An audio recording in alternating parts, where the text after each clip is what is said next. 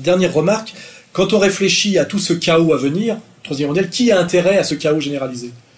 Le pouvoir bancaire mondial qui veut cacher qu'il est en train de mettre le monde en faillite et que le dollar ne vaut plus rien, donc il veut rebondir grâce à la guerre, comme ça a été souvent le cas au XXe siècle. Et quel autre projet ça sert, vu là où va démarrer le conflit au Moyen-Orient, le Grand Israël?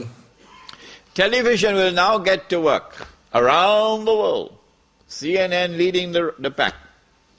And the media around the world will now be used to portray an impending scenario in which, like the domino effect, governments around the world of Islam, they will claim, are now going to fall.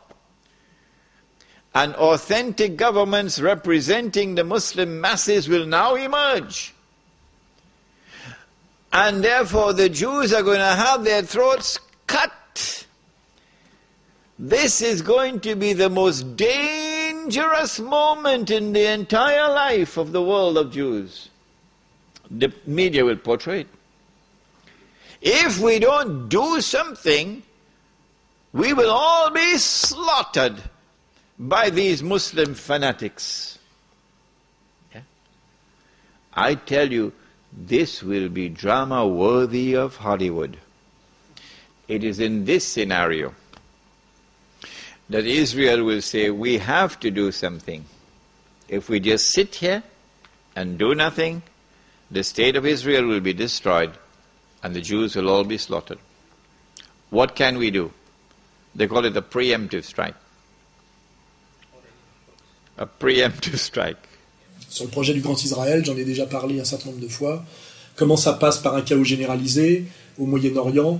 Comment on mandatera Israël pour être le pacificateur de la région, incarnant les valeurs droits de l'homiste de la civilisation judéo-chrétienne? Et comment, une fois de plus, la sécurité de la région et la paix d'Israël se fera par des annexions de territoire, une partie de l'Égypte, il suffit de regarder la carte, qui leur donnera une viabilité, enfin, qu'ils n'ont toujours pas, sans la protection nécessaire des États-Unis, et notamment aussi le contrôle de la vente, le contrôle par la vente de toute l'énergie qui va converger vers eux par des pipelines, des gazoducs et des oléoducs. Tout ça est un projet eschatologique, satanique, géopolitique et économique, qui a son volet très matériel et très religieux. Et dans le projet très matériel, il y a le contrôle sur la vente de l'énergie mondiale. C'est-à-dire que c'est là que ça se vendrait. Vous verrez là, effectivement, que si on regarde la région, Israël n'a pas d'énergie en propre, mais par contre, toute l'énergie pourrait converger vers ce bureau de vente. Hein, ça serait le comptoir de la vente mondiale de l'énergie,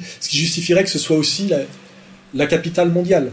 Mais en fait, l'autre situation idéale, c'est une ville qui soit en quelque sorte la capitale planétaire d'un univers. On peut imaginer un gouvernement mondial à Jérusalem, puisque c'est là où serait le point de rencontre de tout le monde.